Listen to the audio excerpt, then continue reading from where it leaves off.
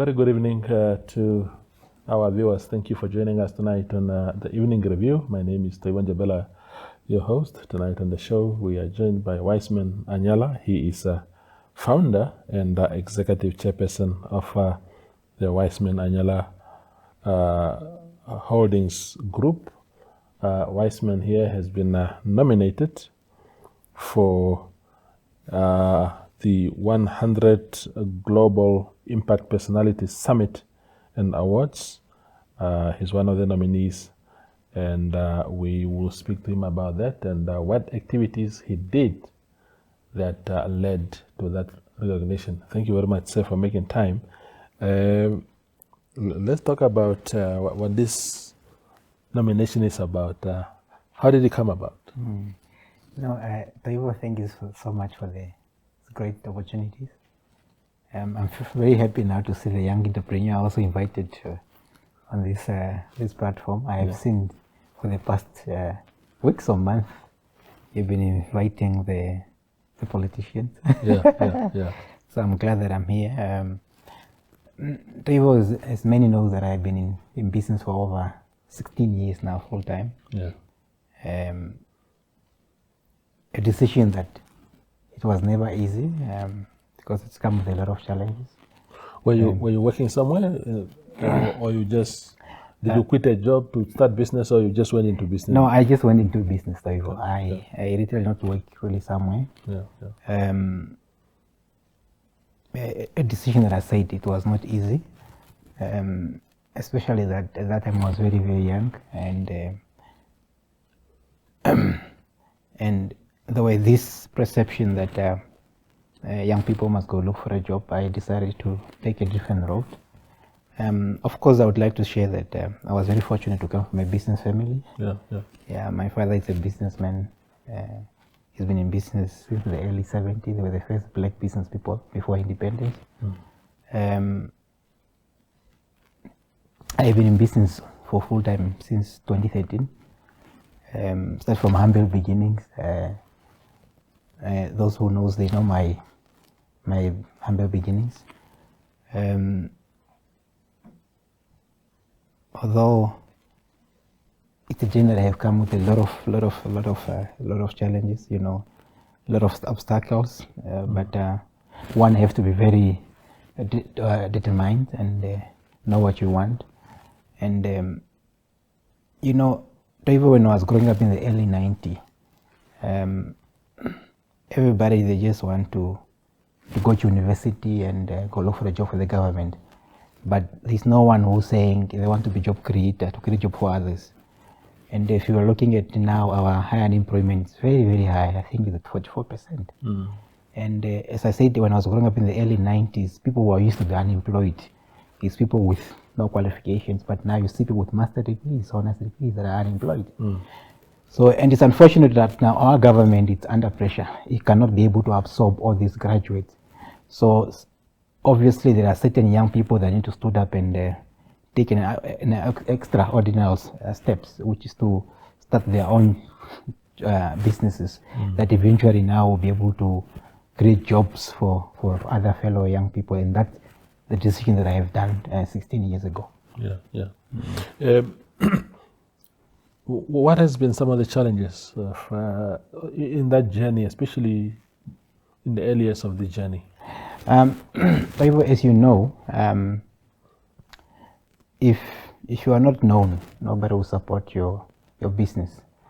But if you believe yourself that I need to prove myself that I can do it, because it's only yourself that can do it. No one can do it for yourself. For you is I will tell you a good reason, and there are people who can witness this, because now there is that perception that once we become successful, we always come up with this fascinating story that what happens, you understand. My first office was at Tres supermarket, where there is now opposite to the Ministry of Trade. I got a small space there, I think 9 square meters there. Of course, I had some money that I save up to pay the first month for the rent. But unfortunately, because I was just coming in business, nobody know about my business. So they were not really clients that are coming to make use of my services. What business was it? What kind of business? I started as a consultant. I used to register a company for people. If I'm telling you, I couldn't make enough money to pay for my bills, especially for my office. So 2014, my office ended up being closed. Everything of mine was closed in that office. And then obviously I have to go to family members and relatives to see whether they can help me financially. But if, there is that perception that, a black man must go work somewhere else. A black man cannot start something and work within for that company. So it was very difficult. I remember even ending up selling most of my things. Even my cell phone, I sold it, and just to pay the rent so that I can be able to get my things out of the office. So your things were sort of repossessed, if you like. Yeah, they were like locked up. When you don't pay the landlord, just locked up your things until you pay what is outstanding. If you don't pay outstandings, they put interest, and they say you cannot pay for a certain period of time. Then they will take your things and go resell it to recover their money. Yeah, but as I said from the onset, it's all about the vision that you have, and you must prepare yourself mentally and physically that these are some of the challenges that you're going to face, and you must find the ways how you're going to overcome them. And also sometimes I have a lot of people that look up to me, that I realize if I give up, how many young people are going to give up that look up to me. I remember there was a relative of mine who have to drive from Rudred just to come tell me, no, I must quit business, I'm going to make it, you understand? But it's all about believing in yourself and push yourself to the limit. I was also very fortunate that when I went to business, I had the right mentors like Professor David Namandi, Master Cyril Martins. Those were the first black business people that have given me advice that keep me going, actually. Yeah. Looking at, and Toivo, let me take you back in the early 90s. Toivo, I had not had a very easy childhood. In 1996, I had to be kicked out of my father's house. That same year, I have to drop out of school due to unforeseen circumstances. I remember at that time, there were no phones. For you to commit to somebody, you need to walk where they are. And it was very difficult. But there was a Samaritan who have to give me accommodation. So then I have to go back to school in January 1997. That same year, 97, I was very fortunate. I was appointed to be the head boy. So that also actually helped to boost my confidence, because if you look at the circumstances that was around me in 1996, they were very, very difficult circumstances. But I think it's what God meant for you, nobody will take it away from you. But I'm also, alluding this to, if you continue respecting the elders, I think God will bless you more, and to remain disciplined. It's discipline actually that brought me to be where I am today. Absolutely.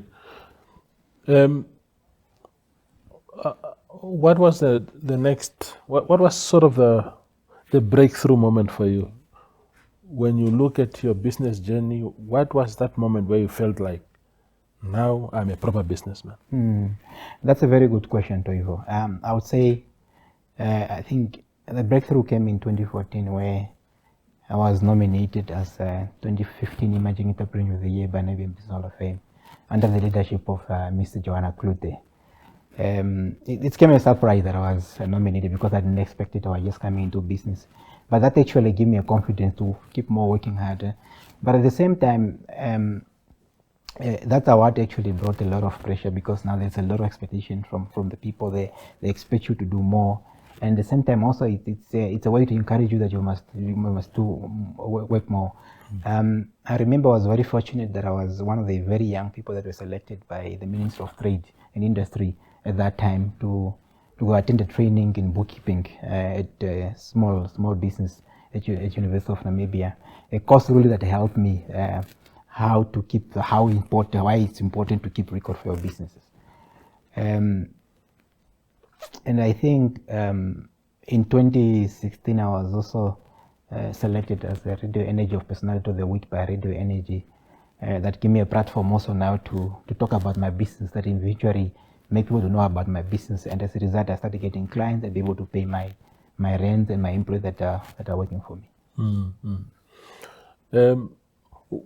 Where does the business stand today? What can you tell us about the Wiseman Anyala group today? I have to give all the glory to the mighty God and to those who believed me, especially my mentors, some of those that I have mentioned earlier. I have people like Sam Shivute, the CEO of Namra. These are the people that have been motivating me that, no, if you just keep pushing, you must, you eventually going to make it. Toivo, I want to be very frankly honest with you. I want probably to be one of the richest people in Africa. Yeah. But I know when I'm going to die with money. I'm going to die without anything. So I don't want my success to be defined by the type of the car I'm driving or the house that I'm living in, but by the number of the employees of job opportunity that I have created for our people. So, I don't sleep at night. My inboxes on Facebook, on Instagram, it's full of people that are looking for a job, and it's giving me sleepless night. And it shows really that we need to tackle these issues of unemployment rate in Namibia, especially among the youth. Because you see, as parents, when they send their kids to university, they spend so much money and they expect return on their investment. They expect their kids, when they finish or graduate at university, they must immediately get a job so they be able to help their parents. But nowadays, there's not really good return on investment because a lot of young people are sitting at home with their other qualifications. So if I want to be very frankly honest with you, and these are the things that I've discussed in 2015 with the former minister, Tommy Arondo, when he was the minister at National Planning Commission, and the former deputy minister of poverty education, Honorable Kato Angoro, that I believe that we can bring higher unemployment rate to Namibia, maybe 10%. I really believe, and I think that dream can really be fulfilled if we all come together, the private sector and the government. You know, Toivo, we all know statistically that SMEs are the backbone for any country economy. But this SME cannot be able to create the necessary job opportunity. I'm talking about sustainable job opportunities if they are not getting assistance from our central government, which is the SWAPO government. Of course, the SWAPO government is doing as much as they can to eradicate the poverty, so it's also including the high unemployment rate. But I think also it's a perception that's coming from the grassroots for education. If Toivo, I challenge you today, if you go visit parents in different villages, different communities, ask them, why are you paying school fees for your children? Now I want them to finish school and go to university and do what? To go look for a job. So we need to stop that perceptions. Of course, people must go to university and get qualifications. Toivo, it's very fascinating when you see somebody who went to Nedom College or Gongo College. They did agricultural, but they want to sit in office with the aircon instead of going in there and come up with agricultural project and start producing food for our people. Toivo, it's good that I think our leaders must learn something during COVID-19. We all know that when COVID came, one of the things that was said for you to prevent the spread of COVID-19, it was mask. Unfortunately, we don't have a manufacturing plant for mask. We have to rely on a country like China. Understand? So it tells us that it's time now for African leaders really to take the manufacturing sector very serious. We need to start manufacturing our own things, because until when we are going to continue begging for these things from the country, from Europe, from Asia? Absolutely. We go for a very small break. Hold that thought. We are coming back in a moment with Wiseman Anyala.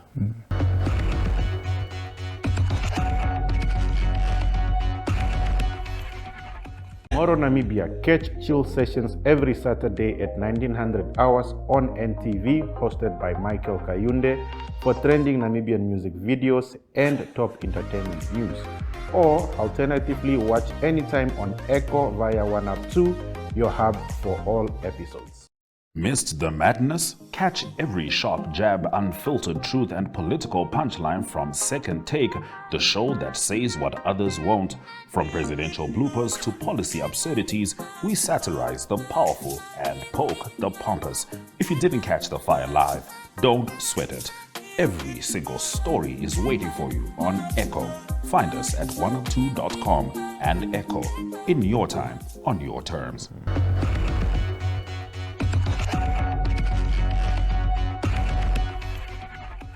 The conversation with Wiseman Anyala continues on the evening review. So, look, when you talk about graduates, your agricultural graduates opting to work in air-conditioned offices instead of creating things, I mean, a lot of people will tell you, Wiseman, that capital injection is not there.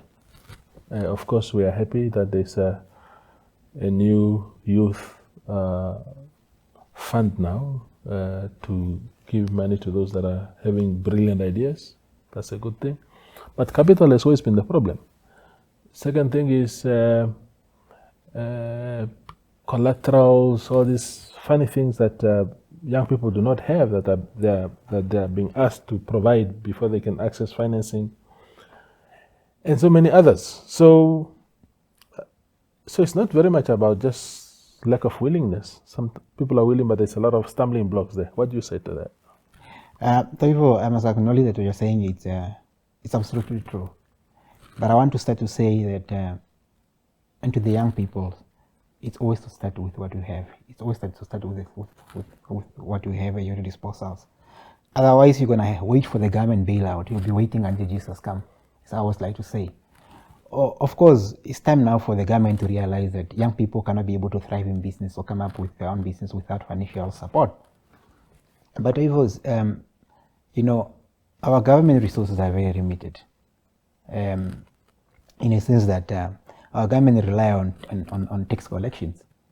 If there is no adequate tax collection, there is also no income for the government. And you have been seeing over the past years, a lot of, especially multinational companies, has been not really paying tax, and that has been making it so difficult for the government to generate enough income to be able to put it back to the communities, which also including now to find money to finance these young people's different projects. Yeah. But Toivo, there is something that I don't agree with, is to say that we have a very lazy nation. No, we have a lot of young people who are determined to start their own businesses. But Toivo's, I look at the National Youth Fund, which was just recently launched. It's a very good initiative, and I appreciate our government for doing that. But I just feel like before they roll out this money to these young people, these young people must first get training on finance, bookkeeping. So I'm a business person myself. I know what it is. It takes financial discipline for you to run a successful business, because there's a lot of peer pressure. The moment you get $1 million, you would want to drive Range Rovers, and that way you are eating up your seed. So these young people, they really need the mentorship and proper trainings. I remember when I had a meeting at State House, I have to challenge His Excellency Dr. Hage Geingob, his soul continue resting in peace, that I think the government must start programs. Yes, there are like through financial literacy, but I don't think it's adequate enough. They need maybe to make it as a compulsory, that especially with this National Youth Fund, that every young people are going to be funded. Before they get this money, they must go for training. Yeah, because I see this money going to be put for other things that are not good for our country. Yeah. And still the brain is going to come back to our government, who have given out these funds. Toivo,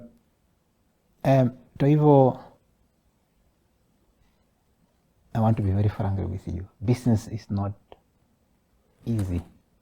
You have to make a lot of sacrifice. You need to remain disciplined. You need to remain focused. You need to stay away from alcohol, because business requires your full attention. But I was just looking at if we have, for example, 5,000 young people, each employ 3 people. So if you time that with 5,000, it's going to give you a good amount of job opportunity that will be created just through that. And I hope that's what's going to happen with the National Youth Fund, which was just launched by Honorable Education Ford and our Minister for Finance. In terms of collateral, I have been always against these things. It's in the public domain that if you're going to finance young people based on collateral, then you're going to continue only financing business for the elite. Yeah. People already that have access to finance already having the money, because collateral only come in two forms, Toivo. It's either you have a house, or maybe you have a building, a commercial building that you can give up as a collateral. And how many young people have that? I understand that.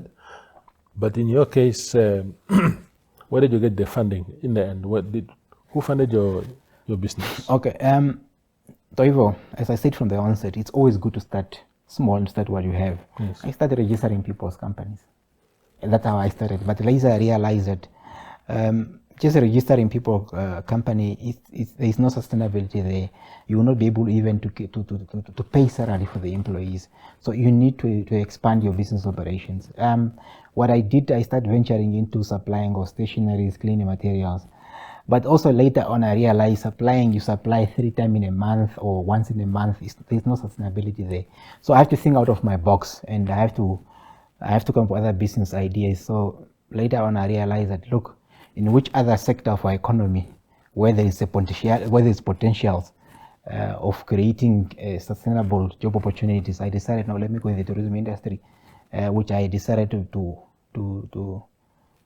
start a car hire company, which is a Yakuro car rental that provide car hire to the international travelers and to the tourists. If you look at how much the tourism industry contributes to our GDP, it's about 14 billion. And that's already, it's a testimony that there is business opportunity in that industry. Of course, these are some of the industries that are monopolized. If you look at people who are running car hires, accommodation, it's mostly white people and the Germans. So it's not easy, because for you to run a car hire, it's one of the very, very high regulated industry in Namibia. You need to adhere to the regulation of Namibia Tourism Board.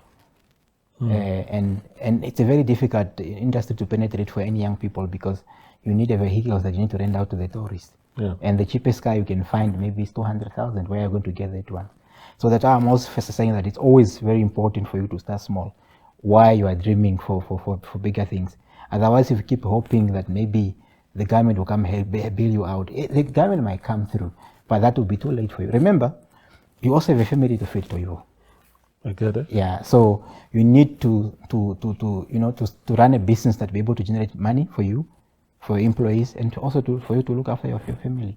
But are you saying this entity, Kuloka Hire, grew out of your pocket? Or Yeah, true. Yes. Toivo, I used to supply for National Film Commission, also for the State House as well. I make some of my good money there, and I invest it back in the business. It's always very important when you make the little money, you must invest it. Toivo, I have seen young people who got tenders of millions of dollars, but instead of investing that money back into their businesses, they went to buy Range Rovers and expensive, G-Wagon and so forth. What car do you drive? Toivo, I don't own a car actually. I don't own a car. As I said, there is a perception in our society that for you to be classified as a social business person, you must be seen driving a certain car for you to qualify. A perception that need to be erased in our mindset. So you run a car hire company and you don't have a car? No, I don't have a car for myself. So all the cars belong to my companies. That's very interesting. Yes, because you see, Toivo, it's all about your long-term vision. What is your vision? Yeah. My vision is about, Toivo, I want at least, if I'm here for the next 30 years from now on, I must at least have maybe like 200 employees on my payroll. Yeah. If I can do that, then I will call myself a successful business person. Yeah. And Toivo, I'm sorry, I'm not really a person who really supports entrepreneurship. Why? Because entrepreneurship, it does not create sustainable job opportunities. You get a project today, project only for 3 months, you employ people, tomorrow they're back in the street. So even these people will not be able even to buy a car with a bank or to buy a house, because the bank wants you to have a permanent job. Because they look at the risk that involved. If you only have a job today, tomorrow is not there, how will you be able to pay your bills? Of course, entrepreneurship is good for creating temporary jobs like at the construction site and so forth, but for creating job that long term, for long terms, I think that can only be done by entrepreneurship. So I want to challenge you that if you drive around, it's business people who develop this country. It's not the government. And I think it's not a government responsibility to do that. However, our government need to create a conducive environment for business people to run their business very, very successfully.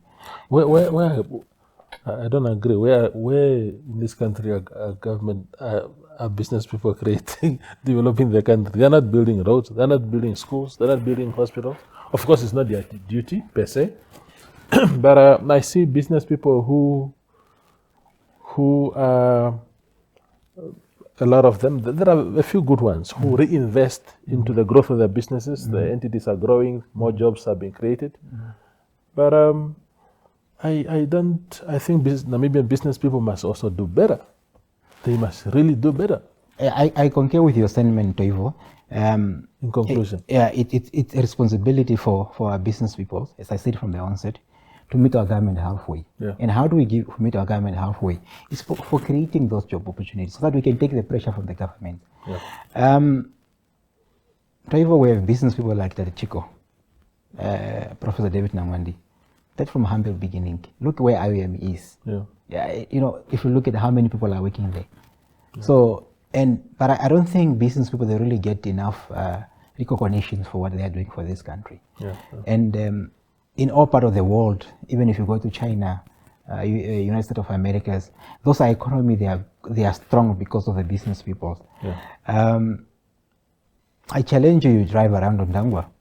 Most of the building there, most of the infrastructure are not owned by the government. They are owned by by business people, and that shows you the significant contribution that the business play, or the role that the business play in our domestic economy. We run out of time. Okay, no, thank you so much. but we appreciate your sentiments, Wiseman. We appreciate your sentiments. We appreciate your fortitude. I mean, we are inspired by your fortitude, and we just really wish you well. We'll call you back here 30 years from now, so to see whether you have 30 employees or 200 employees. I challenge you.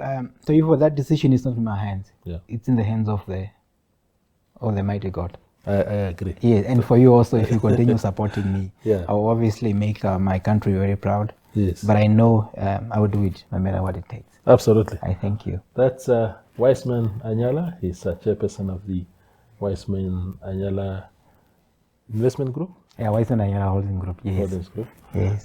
Talking to us about his journey and the challenges along the way. Thank you for watching.